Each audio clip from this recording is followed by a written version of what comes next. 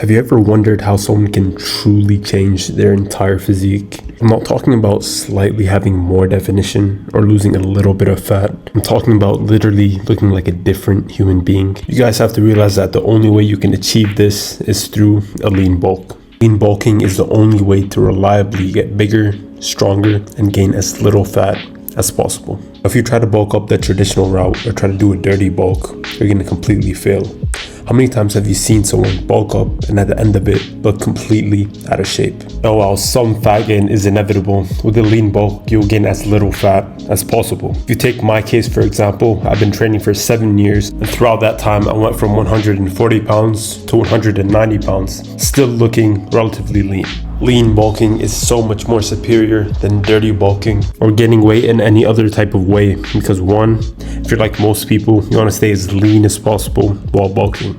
If you opt for a more traditional bulking approach, or God forbid, a dirty bulk, you're going to lose all your definition at the cost of not much more muscle. Now, for some reason, people often confuse more weight gain to more muscle gain, and this couldn't be further from the truth. Just because you gain 5 or 10 pounds in a month does not mean that all that weight was muscle.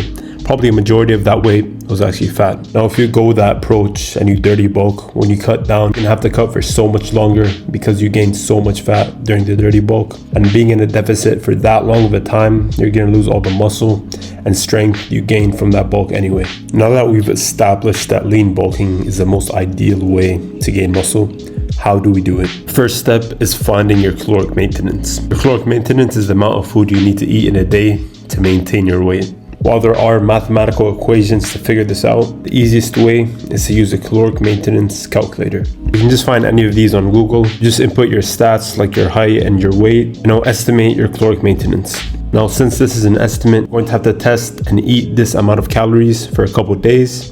And if you maintain your weight, congratulations, you found your caloric maintenance. If you test that estimate and you actually gain weight, then you're gonna have to reduce the amount of calories until you maintain your weight. But if you test that amount of calories and you're actually losing weight, you're gonna have to increase the amount of calories you're eating until you're maintaining your weight. Now that we have your caloric maintenance figured out, we're gonna have to add 200 to 300 calories above your maintenance to start gaining weight. The next part is important. It's the distinguishing factor that differentiates between dirty bulking and lean bulking.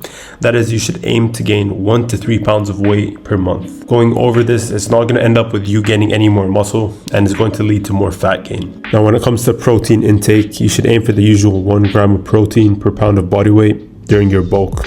To ensure all the additional calories you're consuming are being put to good use, you need to be progressing on your weights on a week-to-week basis. If you're adding all this additional weight and you're not actually progressing in the gym, you're not going to be gaining any muscle. This last part about bulking that people constantly get wrong is probably one of the most important things.